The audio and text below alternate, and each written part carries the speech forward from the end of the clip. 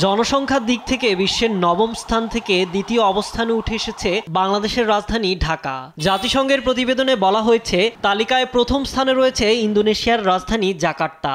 যে গতিতে ঢাকার জনসংখ্যা বাড়ছে, তাতে 2050 সাল নাগাদ ঢাকাই হবে বিশ্বের সবচেয়ে জনবহুল শহর। জাপানের রাজধানী টোকিওকে 3-এ ঠেলে ঢাকা উঠেছে 2-এ। বুধবার এক প্রতিবেদনে বিষয়টি নিশ্চিত করেছে সংবাদ মাধ্যম আল জাজিরা। এর আগে বিশ্বের বৃহৎ শহরের শীর্ষে ছিল টোকিও।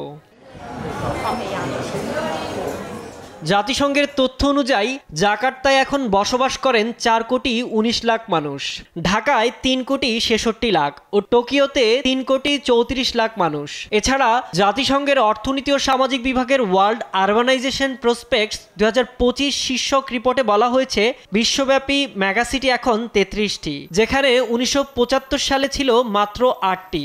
যেসব শহরে 1 কোটিরও বেশি মানুষ বসবাস করেন সেগুলোকে মেগাসিটি বলা হয়। এই 33টি মেগাসিটির মধ্যে 29টি এশিয়ায়। শীর্ষ 10 মেগাসিটির 9টির অবস্থানও এশিয়াতে।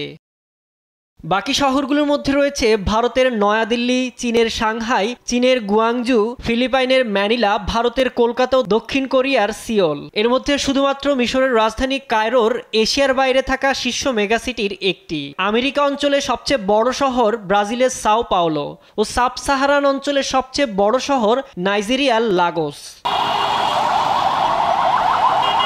জাতিসংঘ বলছে, ঢাকার জনসংখ্যা বাড়ার কারণ হলো প্রত্যন্ত অঞ্চল থেকে মানুষের ঢাকায় আগমন। কেউ কাজে বা সুযোগের সন্ধানে, কেউ বন্য সমুদ্রস্তর বাড়ার ঝুঁকিতে রাজধানীতে পাড়ি জমিয়েছেন। এছাড়া প্রতিনিয়ত বেড়ে চলেছে রাজধানী ঢাকার পরিধি। এর ফলে নবম স্থান থেকে উঠে বিশ্বের দ্বিতীয় বৃহৎ শহরে পরিণত হয়েছে ঢাকা। সাইদুজ্জামান, নিউজ ডেস্ক, দেশ টিভি।